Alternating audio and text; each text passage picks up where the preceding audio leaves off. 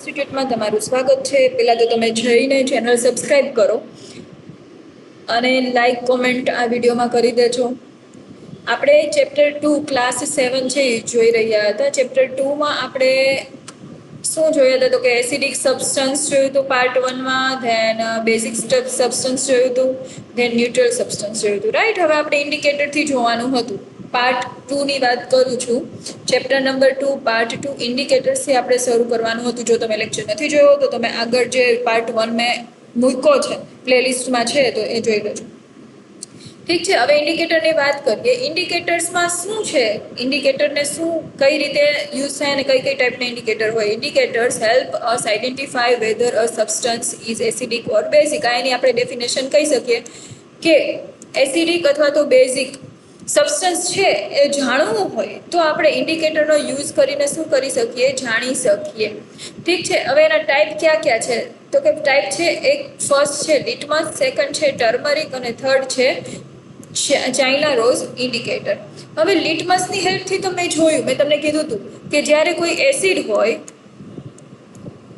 તો એસિડમાં શું થશે, એસિડ હોય ત્યારે કેવું બનશે, બ્લુ લિટમસ પેપર કેવું બનશે,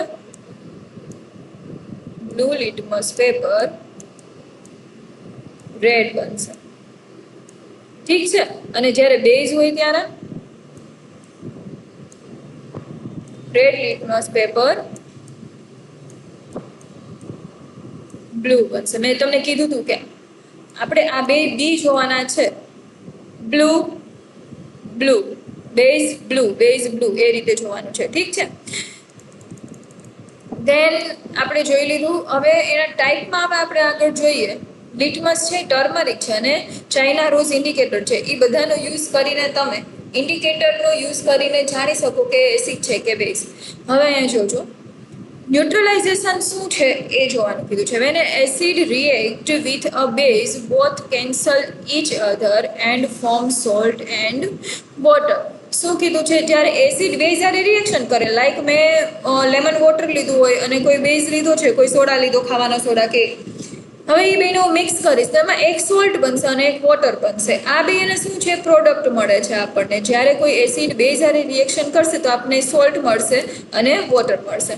હવે એ ન્યુટ્રલાઇઝેશનની પ્રોસેસ કહેવાય. તમને જ્યારે એની ડેફિનેશન પૂછવામાં આવે તો ત્યારે તમારે શું લખવાનું છે તો કે when acid react with base, કે જ્યારે એસિડ છે શું કરશે, બેઝ જ્યારે રિએક્ટ કરશે ત્યારે શું કરશે, બે કેન્સલ આઉટ થઈને એમાં અલગ જ એક સોલ્ટ અને વોટરનું ફોર્મેશન થશે. ધેન તમને અહીં પૂછે યુઝીસ ઓફ ન્યુટ્રલાઇઝેશન. આ રિવિઝન છે, રેપિડ રિવિઝન, એટલે બધું ડીપમાં સમજાવતી નથી. યુઝીસ ઓફ ન્યુટ્રલાઇઝેશન શું છે.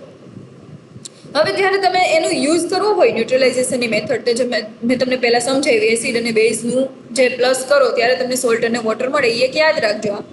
હવે એનો યુઝ કઈ રીતે કરી શકો, like baking soda help in ant bite. જો એન્ટ બાઇટ કરે ને તમને, એટલે એક એસિડ, ફોર્મિક એસિડ ટાઈપ જે એસિડ છે એ શું કરશે, તમારા બોડીની અંદર ઇન્સર્ટ કરશે. હવે ઇન્સર્ટ કરશે એટલે તમે એની ઉપર જ્યારે બેકિંગ સોડા એડ કરશો ને, બેકિંગ સોડા નાખશો ને, તો એ એન્ટ બાઇટ ઉપર શું થશે, એસિડ છે, એક તો ફોર્મિક એસિડ છે અને જે બેકિંગ સોડા છે એ બેઝ છે, તો એમાંથી એક સોલ્ટ અને વોટર બનીને તમને જે બાઇટ થઈ છે અને જે એસિડ એને નાખ્યું છે એ બધું શું થઈ જશે, રિએક્ટ કરીને ન્યુટ્રલાઇઝેશનની મેથડથી બધું સેટ થઈ જશે. ધેન ફાર્મર એડ લાઇમ ટુ એસિડિક સોઇલ. જ્યારે એસિડિક સોઇલ થઈ ગઈ હોય, જે આપણે ખેતરની માટી છે એ કેવી થઈ ગઈ, એસિડિક થઈ ગઈ હોય, ત્યારે જે ફાર્મર છે એ શું કરશે, લાઇમ નાખશે. લાઇમ કેવું છે, બેઝ છે. આપણે આની પહેલાં મેં તમને વાત કરી. Then factories treat acidic waste before releasing it. જ્યારે એસિડિક વેસ્ટ કંઈ નીકળે છે તો ફેક્ટરી શું કરશે, ટ્રીટ કરશે. ટ્રીટ કરશે એટલે એમાં કંઈક એવો બેઝ એડ કરશે કે જેથી શું થઈ જશે, ન્યુટ્રલાઇઝ થઈ જશે. ઠીક છે. Then memory tricks. Memory tricks કઈ રીતે તમે યાદ રાખી શકો એ ટ્રીક આપી છે. એસિડ કીધું છે સોર લાઈક લેમન. યાદ રાખવાનું છે કે એસિડ કઈ રીતે ખબર પડે, એનો જે ટેસ્ટ હોય લેમન જેવો હોય. કેવો હોય, લેમન જેવો, એટલે તમને ખબર પડી જાય. ધેન બેઝ આપ્યું છે. બેઝ છે એ શોપ લાઈક, મેં તમને કીધું હતું ચીકણું હોય અને એકદમ ફોર્મ ક્રિએટ કરે એ રીતનું. અને ન્યુટ્રલ છે એ વોટર છે, એ તમે યાદ રાખો એટલે તમને ખબર પડી જાય કે એ ન્યુટ્રલ છે. હવે ઇમ્પોર્ટન્ટ તમને ક્વેશ્ચન આપ્યા છે, એ આન્સર તમે તમારી રીતે આપશો ત્યારે તમને વધારે ખ્યાલ આવશે. આ બધું મેં તમને જેટલું ઉપર સ્ટડી કરાવી દીધું છે એના ઉપરથી તમારે મને શું કરવાનો છે, આનો આન્સર આપવાનો છે કે એના ક્વેશ્ચનનો like what is an acid, acid શું છે, મેં તમને આખું ડેફિનેશન સહિત શીખવાડી દીધું છે.